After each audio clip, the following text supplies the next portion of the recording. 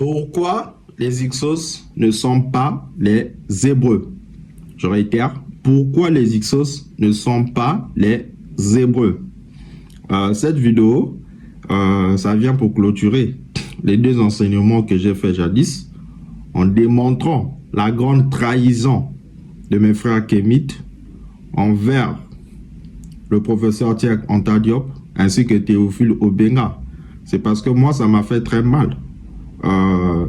Comment des gens qui prétendent défendre le professeur Cheikh Anta Diop ainsi que Théophile Obenga mais viennent sur les médias, je ne sais pas si c'est de l'hypocrisie, mais je pense que c'est de l'hypocrisie.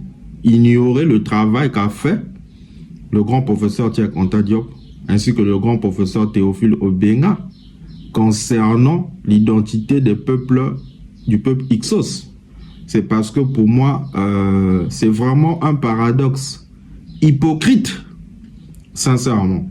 Parce que je vous ai montré comment Flavius Joseph était obligé de falsifier l'histoire afin de trouver un ancêtre fort pour son peuple, d'où il était obligé de rattacher le peuple Hyksos aux anciens Hébreux.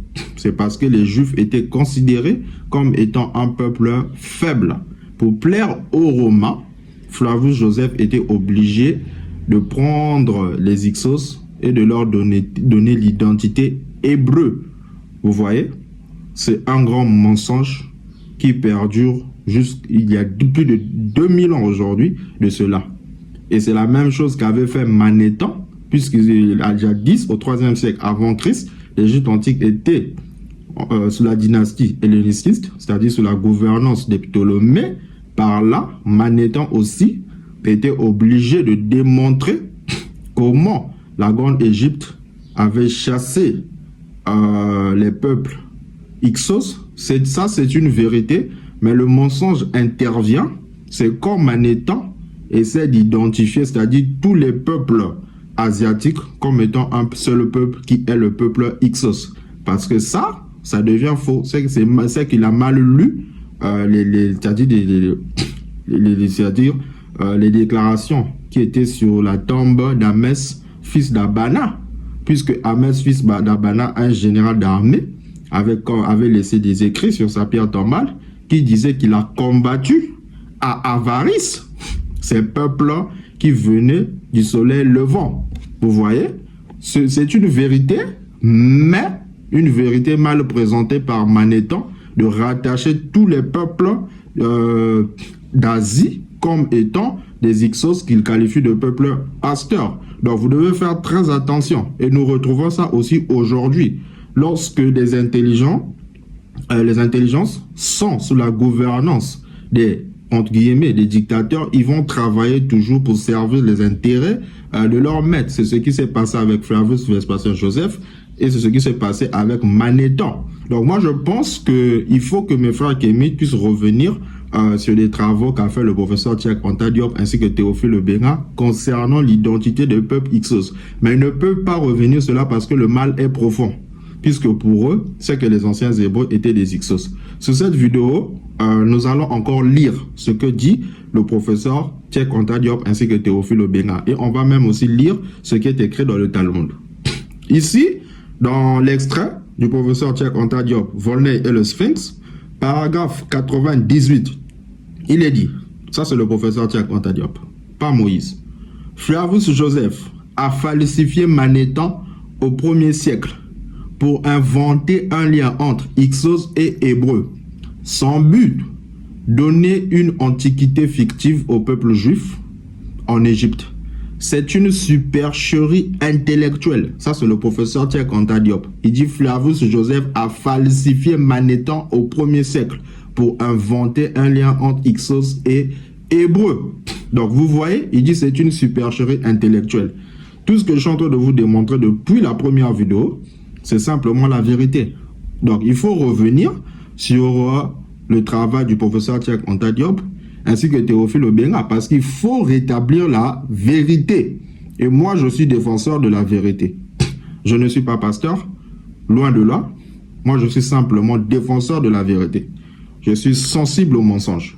Dans la philosophie africaine de la période pharaonique, le professeur Obenga dit, Théophile Obenga, au paragraphe 161, aucun artefact hébraïque, menorah ou rouleau n'a été trouvé à Avaris.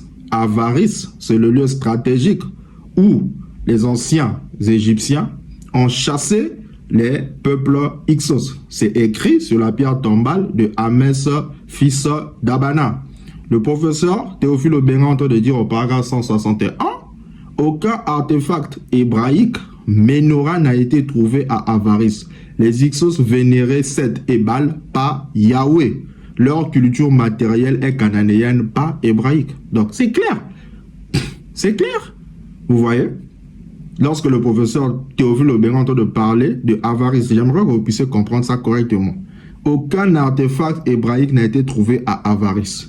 Si vous voyez la déclaration qui est écrite sur la tombe d'Hamès fils d'Abana, il dit « J'ai combattu à Avaris, j'ai participé au siège, nous avons chassé les Asiatiques. » Et Manéthon, lorsqu'il reprend ça, pour Manéthon, c'est que tous ces peuples asiatiques-là étaient des Hyksos. C'est par là que le mensonge est entré.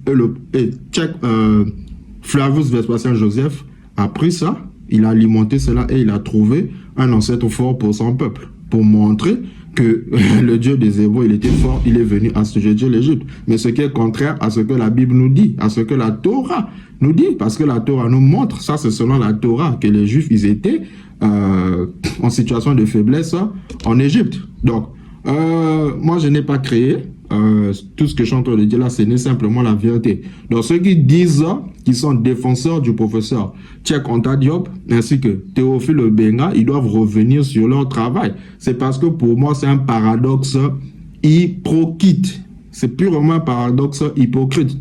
Parce que vous devez revenir dans Nation Nègre et Culture. Vous devez lire le paragraphe 300 jusqu'au paragraphe 350. Vous allez voir, tout est clair là-dedans. Vous voyez? Vous répétez haut et fort sur les médias que non, que maître, l'ancienne Égypte était noire, l'ancienne Égypte était noire. Mais pourquoi vous ne dites pas ce que le professeur Cheikh Anta Diop a dit concernant le chapitre sur les Hyksos? Vous voyez? C'est-à-dire c'est un paradoxe, mais hypocrite. Vous faites exprès et c'est très méchant. Et donc, quand je vous dis que vous êtes animé par des traumatismes transgénérationnels, c'est la vérité.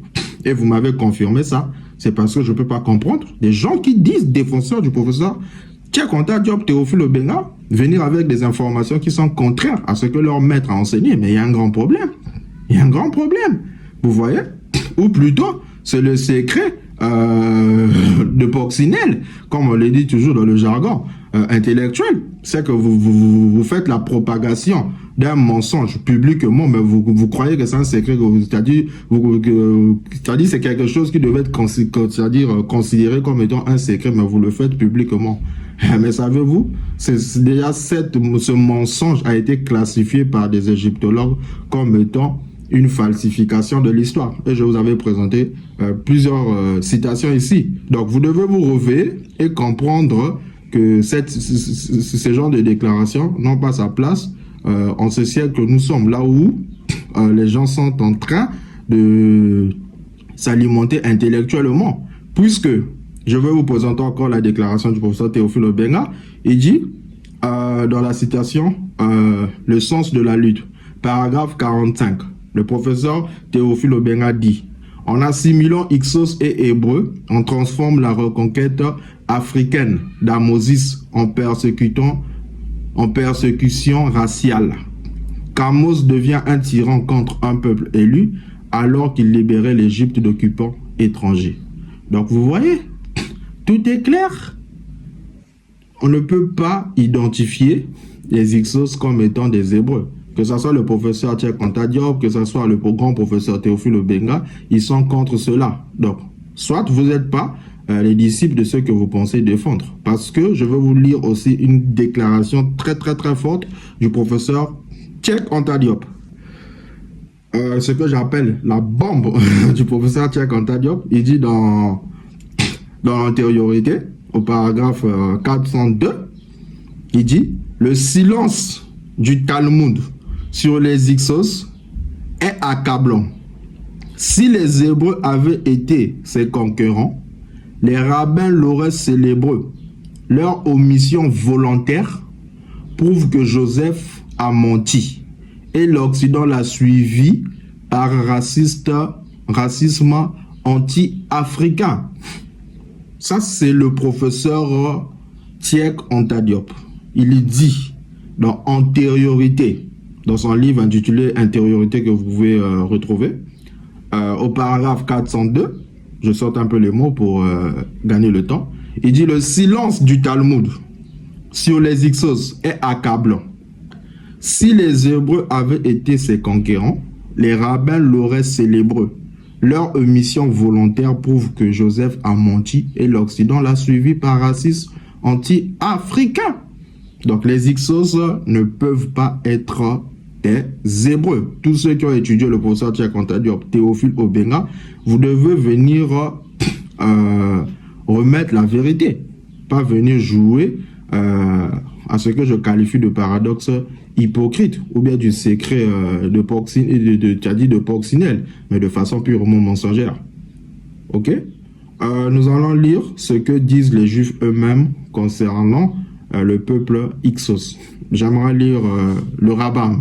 C'est comme ça qu'on l'appelle dans le Talmud, parce que lui, il était un grand rabbin prosélyte qui a alimenté aussi la traite négrière à travers ses déclarations, parce qu'il est parmi les rabbins qui ont dit que l'Afrique est maudite, en disant que Cam était maudit, pourtant dans la Torah on parle de la malédiction de Canaan.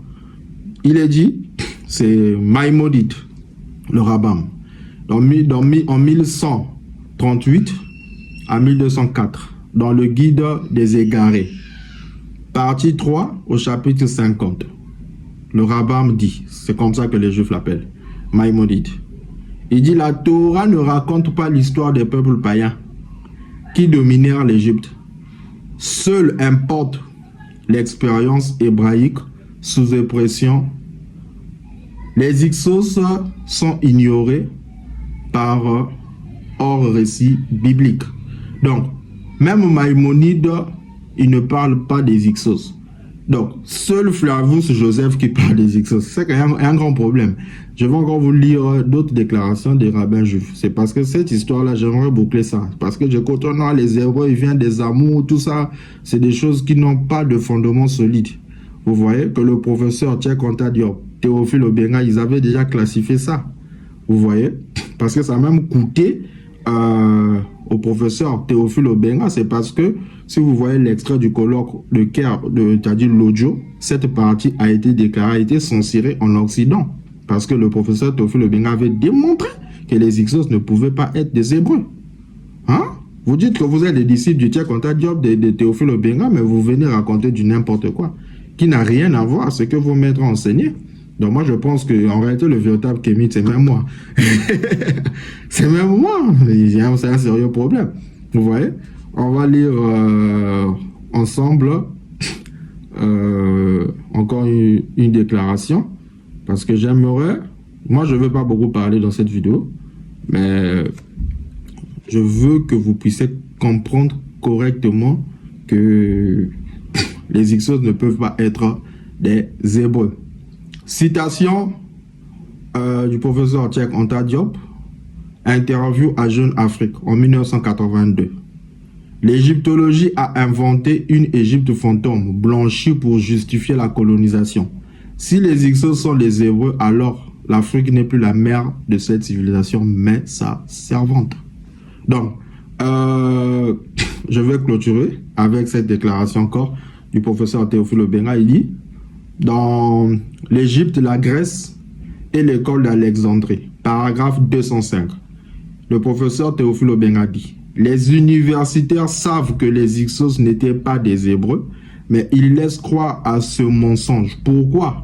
Parce qu'ils sanctuarisent l'Égypte comme berceau de la culture occidentale en niant son africanité. Non, ça c'est profond. Il dit, au paragraphe 205, l'Égypte, la Grèce antique et l'école d'Alexandrie. Le professeur Théophile Obenga dit, les universitaires, donc il s'adresse à une élite, savent que les Hyksos n'étaient pas des Hébreux, mais il laisse croire à ce mensonge. Pourquoi? Parce qu'il sanctuarise l'Égypte comme berceau de la culture occidentale en niant son africanité.